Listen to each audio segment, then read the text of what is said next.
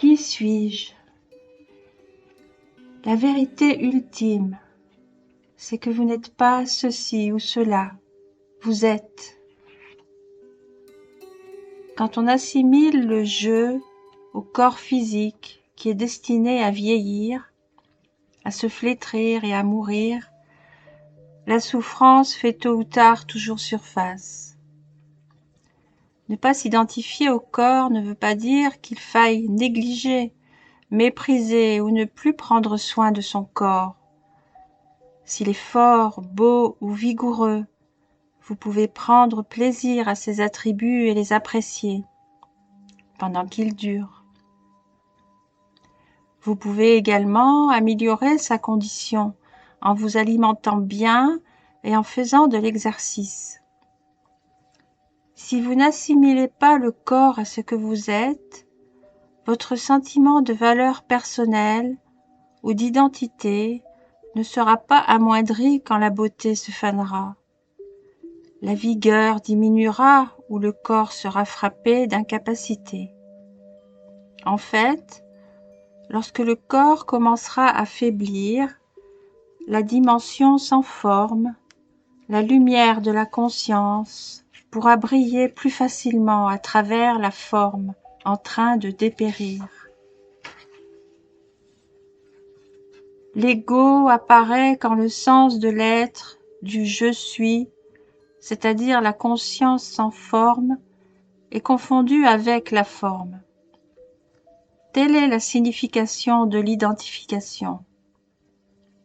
L'oubli de l'être, illusion première, illusion de la division absolue, fait de la réalité un cauchemar. L'ego s'identifie toujours à la forme, faisant ainsi en sorte que vous vous cherchez et vous vous perdez dans une forme ou une autre. Les formes ne sont pas uniquement des objets matériels et des corps physiques. Encore plus fondamentales que les formes extérieures, choses et corps, les formes pensées surgissent continuellement dans le champ de la conscience. Vous êtes un être humain. Qu'est-ce que cela signifie? Avoir le talent de vivre sa vie n'a rien à voir avec le contrôle, mais avec l'équilibre entre les aspects humains et être. Les rôles que vous jouez, mère, père, mari, femme, jeune, vieux, et les fonctions que vous assumez appartiennent à la dimension humaine. Cette dimension a sa place et doit être honorée, mais elle ne suffit pas pour qu'une relation ou une vie soit accomplie et vraiment significative. L'aspect humain n'est jamais suffisant à lui seul. Peu importe vos efforts et vos accomplissements. Et puis il y a l'être. On le trouve dans la quiétude, la quiddité vigilante de la conscience elle-même. La conscience que vous êtes. L'aspect humain correspond à la forme. L'aspect être correspond à l'absence de forme. Et ces deux aspects ne sont pas dissociés, mais au contraire intimement liés. Quand vous devenez conscient de cette nature transitoire, votre attachement à celle-ci diminue et vous vous désidentifiez d'elle dans une certaine mesure. Être détaché ne signifie pas que vous ne devez pas apprécier les bontés que le monde vous offre. En fait, vous les appréciez davantage. Une fois que vous constatez et acceptez la nature transitoire de toutes les choses, ainsi que l'inévitable changement, vous pouvez apprécier les plaisirs de la vie pendant qu'ils durent, sans peur ni anxiété. Quand vous êtes détaché, cette position de recul vous permet de mettre les événements en perspective, au lieu d'y être complètement plongé. Bénis soient les pauvres d'esprit, a dit Jésus, car leur royaume sera celui des cieux. Qu'est-ce que pauvre d'esprit signifie? Tout simplement, pas de bagage intérieur, pas d'identification. Pas d'identification aux objets, aux concepts qui contribuent à renforcer le sens du moi. Et qu'est-ce que le royaume des cieux? La simple et profonde joie de l'être qui est là, lorsque vous lâchez les identifications et devenez pauvre d'esprit. Comment se débarrasser de l'attachement aux objets? N'essayez pas, c'est impossible. L'attachement aux objets s'efface de lui-même quand vous n'essayez plus de vous trouver en eux. Entre-temps, soyez juste conscient de votre attachement. Parfois, vous ne savez même pas que vous êtes attaché à quelque chose, c'est-à-dire que vous vous identifiez à ce quelque chose, jusqu'à ce que vous le perdiez, ou qu'il y ait une possibilité de le perdre. Si vous vous retrouvez contrarié, anxieux, etc., cela signifie que vous y êtes attaché. Si vous êtes conscient que vous vous identifiez à une chose, l'identification cesse d'être totale. Je suis la vigilance qui est consciente de cet attachement. C'est ainsi que commence la transformation de la conscience. Quand vous contemplez la profondeur insondable de l'espace, que vous écoutez le silence aux petites heures du jour, juste avant le lever du soleil, quelque chose en vous entre en résonance avec cet espace et ce silence, comme si vous les reconnaissiez. Alors, vous ressentez cette grande profondeur de l'espace comme étant la vôtre, et vous reconnaissez que cette précieuse quiétude sans forme est plus profondément vous que n'importe lequel des objets constituant le contenu de votre vie.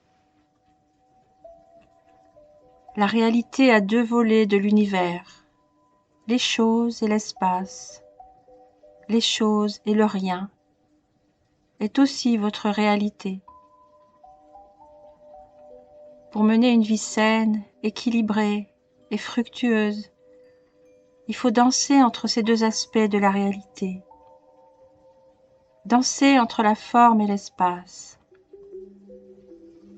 La plupart des gens s'identifient tellement à la dimension de la forme, aux perceptions sensorielles, aux pensées et aux émotions, qu'ils laissent de côté l'autre moitié essentielle de leur vie. Leur identification à la forme les garde prisonniers de leur ego. Tout comme l'espace permet à toute chose d'exister, et tout comme le silence permet au son d'être, vous n'existeriez pas sans la dimension sans forme qui est l'essence vitale de ce que vous êtes. Vous pourriez l'appeler Dieu si le terme n'avait pas été si galvaudé. Je préfère l'appeler être.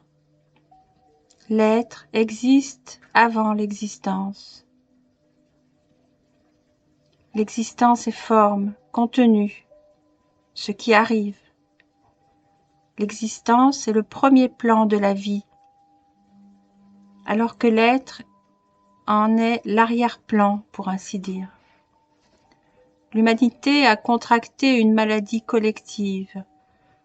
Les gens sont si absorbés par ce qui arrive, si hypnotisés par le monde des formes fluctuantes, si pris par le contenu de leur vie, qu'ils ont oublié leur essence, ce qui se trouve au-delà du contenu, de la forme, au-delà de la pensée.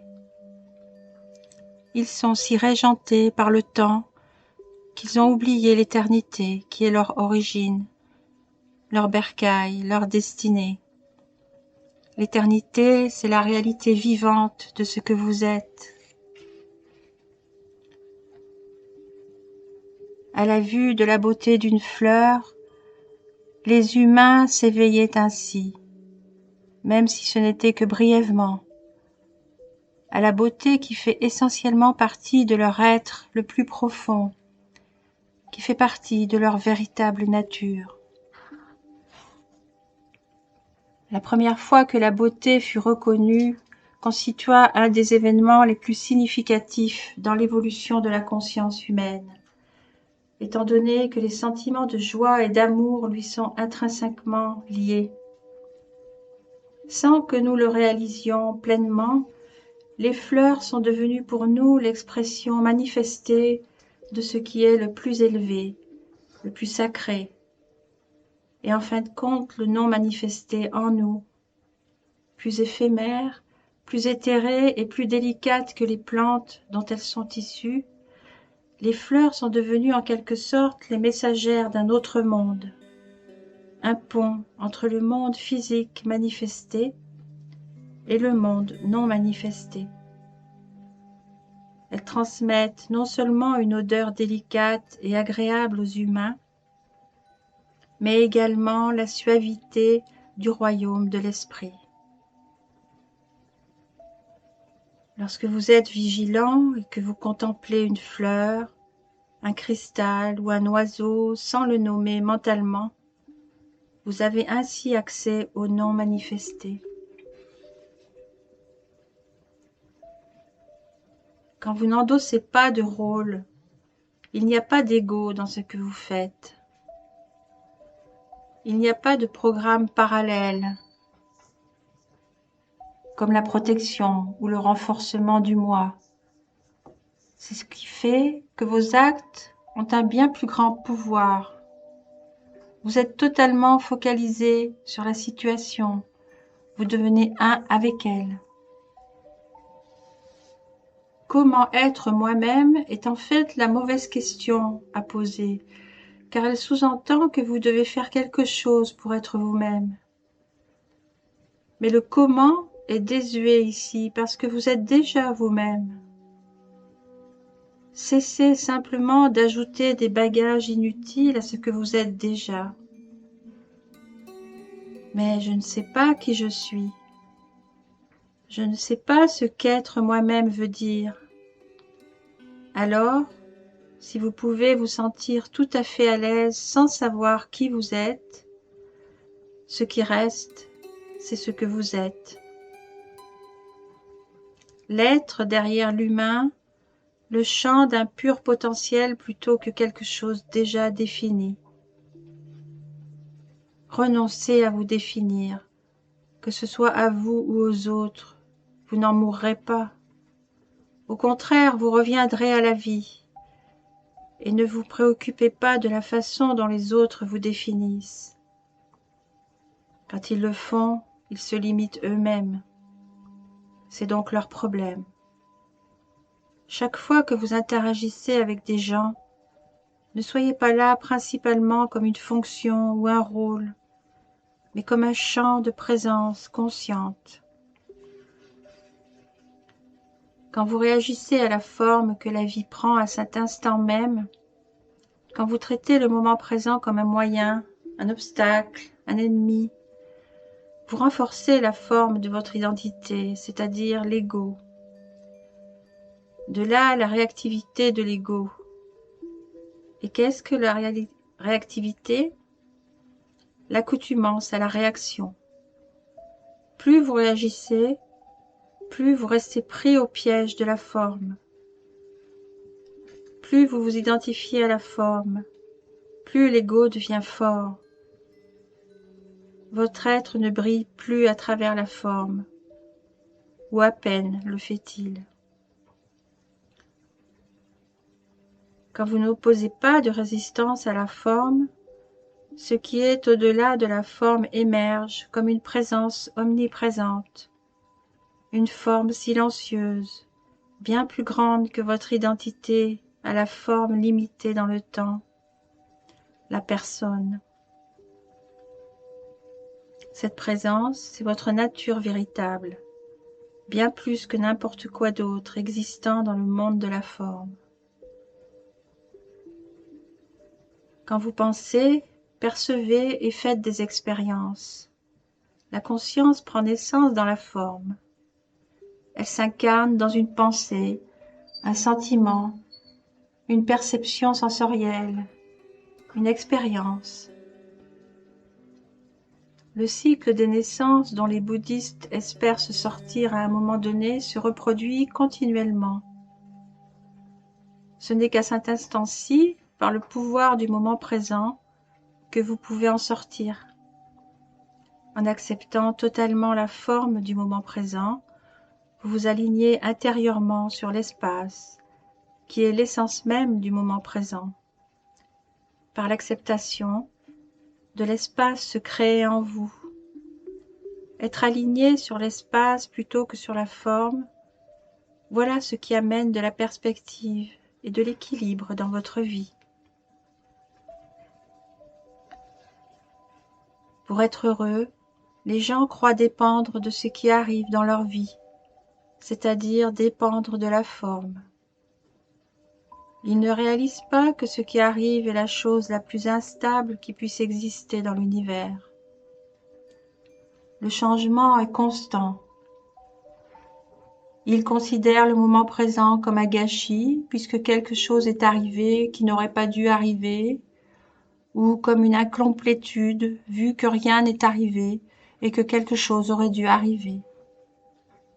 C'est ainsi qu'ils ratent la perfection profonde inhérente à la vie même, une perfection qui a toujours été là, une perfection qui existe au-delà de ce qui arrive ou n'arrive pas, au-delà de la forme. Acceptez le moment présent et trouvez la perfection intemporelle et plus profonde que n'importe quelle forme. La joie de l'être, qui est le seul véritable bonheur, ne peut arriver à vous par une forme ou une autre, par une possession, un accomplissement, une personne ou un événement, par quelque chose qui se produit. Cette joie ne peut venir à vous jamais. Pourquoi ? Parce qu'elle émane de la dimension sans forme en vous, de la conscience même, et qu'elle fait par conséquent un avec ce que vous êtes.